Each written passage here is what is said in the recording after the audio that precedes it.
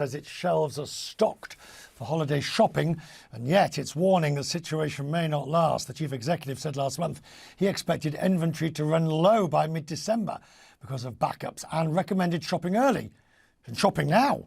That'll be the chief executive. Always good to have Stephen Smith with us from Yarmouth in Maine. I wish we spoke on happier times, Stephen.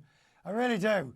Every time I want to talk about nice things, about latest fashions and things, but unfortunately I can't. We have to start with your supply chain issues. Your manufacturing comes from China. That's where the problems are.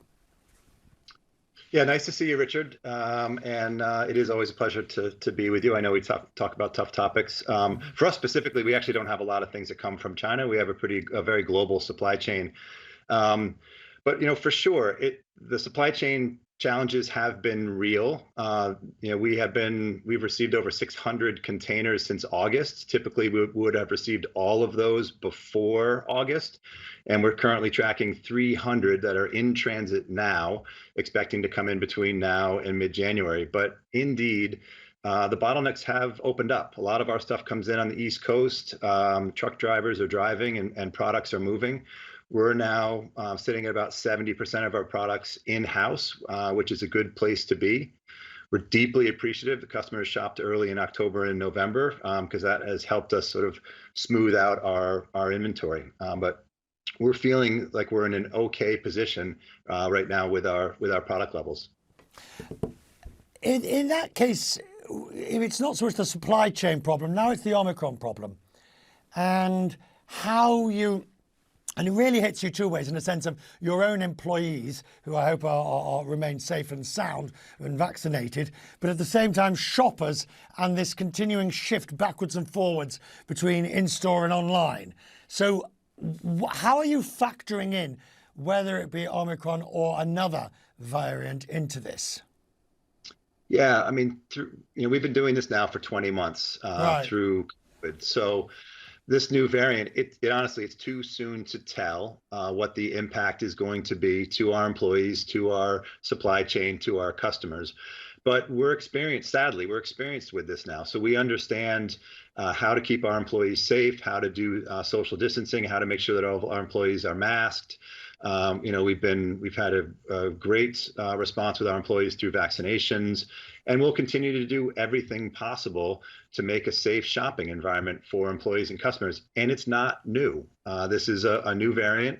We'll make the adjustments and we'll continue to move forward.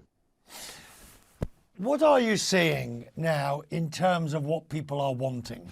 When we spoke before, there was a definite shift in the type of garment and clothing people wanted. They wanted, I won't say out with the glitz, but it was very much, we're at home, we're making do, we're sort of keeping comfort. What are we seeing now? Are we waiting to break out from that? Yeah, there's two things that have been happening since COVID hit, one of which I think is incredibly encouraging. So millions and millions of people have become outsiders and have really embraced getting in the outdoors for the mental and physical health benefits. We saw that, we've talked about it, we've reported on it, for the past year and a half. We are continuing to see that outdoor goods, things that enable people to get outdoors with their family, with their friends, with their pets, continue to fly off the shelves and through e-com. So that's been incredibly strong. And indoor comfort continues. We just came off of, in the States, we just came off of a Black Friday and Thanksgiving holiday and all.